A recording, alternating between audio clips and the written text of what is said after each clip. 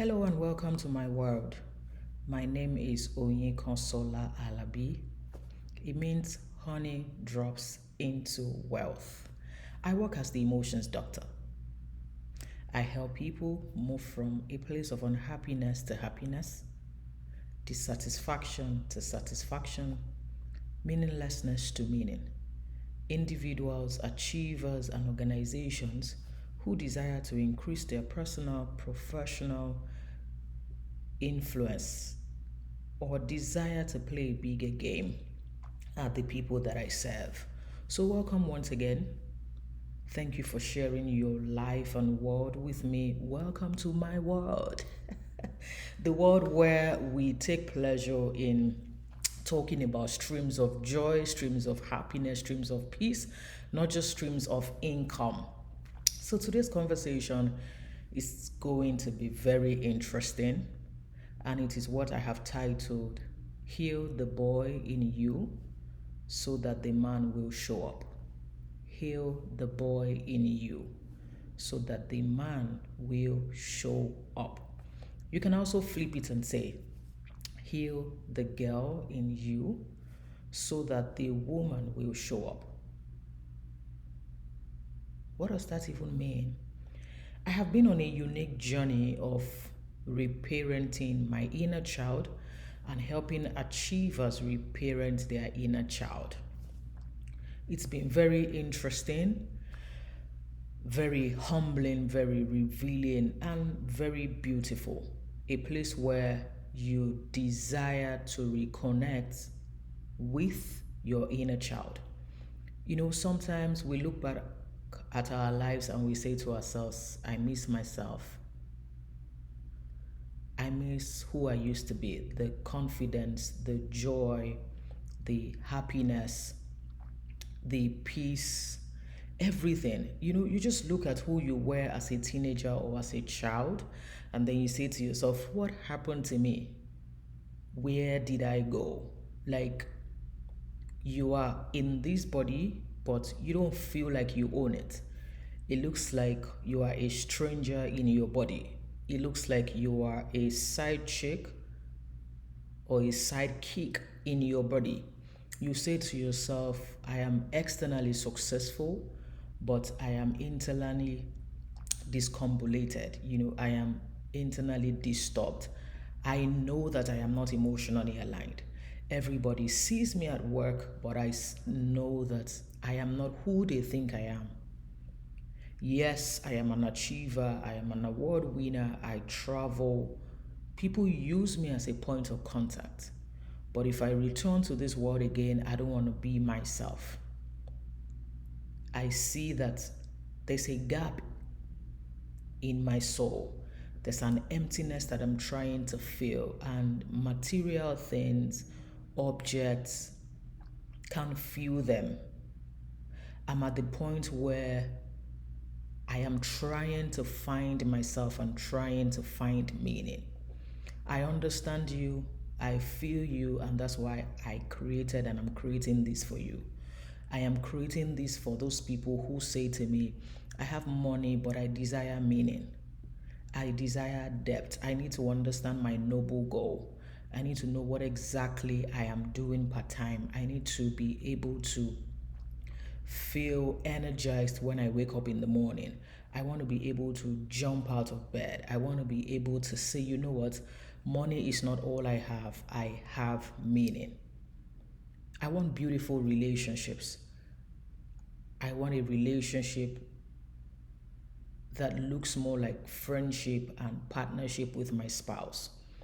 I want us to have conversations without it escalating to arguments, banters, insults, and curses.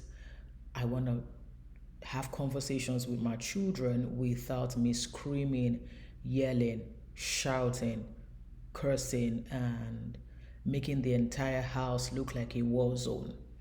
I want to show up at work and not feel like I am not good enough and not experience imposter syndrome. I want to be confident. I want to show up my real self. I want to play a bigger game and show up at a higher level. I want to be able to categorically say to myself that I am good enough, I am an oracle, I'm a consultant, I am who my CV says that I am, and definitely I am more than my achievement, more than everything my CV actually says. So if you are that person who is looking for more and who desires to heal their inner child, to heal the boy or the girl in you so that the man or the woman can show up. Welcome once again to my world. I have been studying and listening and observing and reading, and I would be sharing what I have observed and read. I am still learning, so this is not 100%, like, oh, high and mighty. No, knowledge changes, you grow in wisdom. So, this is me as at today and dropping this conversation. So, I have seen that not all of us moved from childhood to adulthood in an emotionally stable state. Some of us were chipped, were stripped, we were broken, we were damaged, we experienced adverse childhood experiences, pain, trauma, sexual abuse, emotional abuse, violence, addiction, anger, abandonment, rejection, so many layers of emotional pain. Our parents were not wicked people, parents or custodians were not wicked people. They offered us what was available to them and what they knew. They offered us the best that they had. So if you were raised by a broken adult, there's a tendency you inherited brokenness, except there was an intervention. So our journey from childhood to adulthood was not perfect or as smooth as it should be. So, as we were being raised, there was a tendency we were being erased at the same time. By the time we got into adulthood at the age of 18, who we were at age 2, 3, 4 definitely was not who we became at 18. Like, there was a difference and a gap between who we showed up as at 18 and who we were at age 3. Some good, empowering things, some definitely softwares and programs and applications that we picked up that later became emotional viruses. So, for example, if you were raised by custodians who took pleasure in fighting, they lived, moved, and had their being in battles, violence, and fighting. There's a tendency you will see violence as a means of expression. You will see violence as a tool of performance. You will see violence as a tool that will help you achieve so many things. If we were also raised by custodians who took pleasure in shouting, yelling, and raising their voices, there's a tendency you must have picked that. If you were raised by custodians who took pleasure in keeping malice and stonewalling, you may feel like shutting down, freezing, or taking to flight is a very potent tool in relationships. So, the emotional footprint of custodians who raised us definitely will be on our lives like as stamps. We will also see a part of it, we will experience a part of it. We must have tasted, touched, sensed, heard, perceived, felt everything that our custodians were and had in us. Some of us have actually sat down to audit emotional real estate, to audit emotional baggage, to audit emotional content. Like, where did I get how I relate in relationships from? My relationship templates. Who handed it over to me? Are they original to me? Were they transferred by media? Did I inherit them from my parents? How I handle conflict? Are they original to me? Who transferred the files, whether religious or social or my parents? Where did I inherit these thoughts from? Financial. Some of us may never experience the kind of wealth that we desire because our relationship with money and the money stories we tell ourselves are definitely not what we should be engaging in. So when you look at your emotional life, your financial life, your spiritual life, your mental life, your physical life, everything that you do, some of us actually use food as our safety and our anchor. When we're sad, we eat. When we're happy, we eat. And food is not the problem, food is the solution. Food is solving a problem for us. Food is how we cope. We run to food. It gives us sugar, it gives us energy. We love food because of what we derive from it. So when you really sit down and audit yourself, you will see that the joyful, the exciting, the beautiful person, the lovely person, the child who was willing to be there for everybody, to share, to do this and to do that, is no longer the adult. Now, as a child, there's a tendency you don't even understand the concept of fear. As an adult, fear is what you almost breathe in. We calculate, we focus our lives on risk. Sometimes we actually forget that things have happened for us before and there's a tendency they will happen again. So, how do you relate with the world? Through your original thoughts or inherited thoughts? Emotionally, financially, spiritually, physically, mentally. How do you show up in the world? Through your original thoughts, feelings, and actions, or through inherited thoughts, feelings, and actions? How do you show up at work? How do you show up as a father? Some of us are parenting the same way we were parented. An example I ask African parents is, if beating was not in the program you were raised with, if beating was not accepted culturally, if beating was not being interpreted as spare the rod, spoil the child, those things, how else would you raise your child? So if beating was not one of the options, how else will you raise your child? Because beating is not a sign of discipline. I wasn't beaten when I was young. And I usually ask parents, what do you think that I should have? What do you think that I'm missing from being beaten?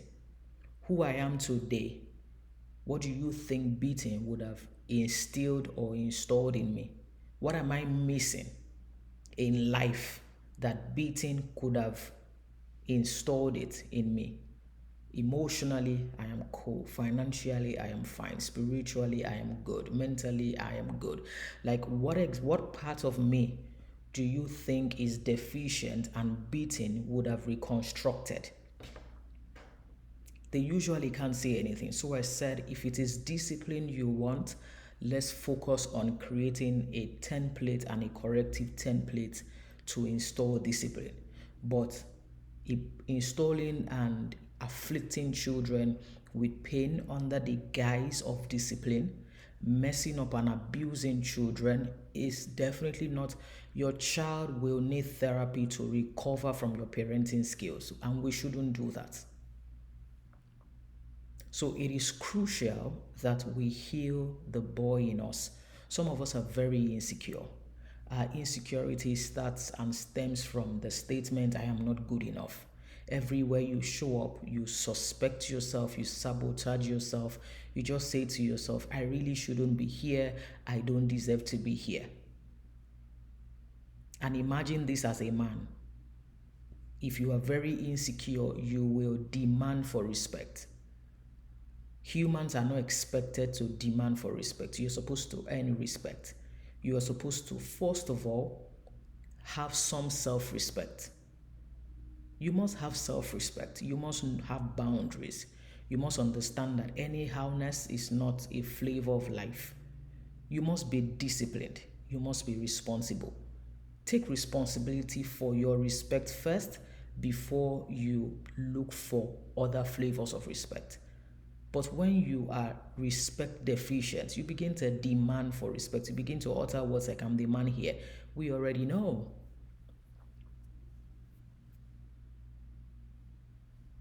Some of us shout and yell because we have been trained to force ourselves, bully ourselves, and force ourselves on people, bully others. We're so full of ego, we can be corrected. We're so full of ourselves, and it is hurting us. So, my charge to every adult is to sit down with themselves. The same way you show up at work, properly dressed, maybe with your bow tie or your long ties, whatever you wear. Show up, have a meeting with yourself, and say to yourself, what is it in me that must heal?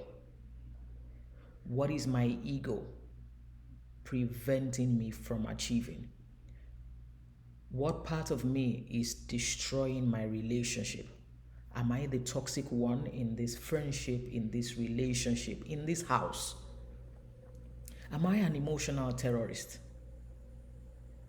At the mention of my name, what do people feel? How do my children respond to my name? What about my spouse? At the mention of my name at work, what happens? How do people engage me? It is crucial that we heal our inner child. The inner child is the unconscious part of us that is kind, that is beautiful, that is subtle, that is everything children are. Children are good people until adults starts to introduce adulting programs in them.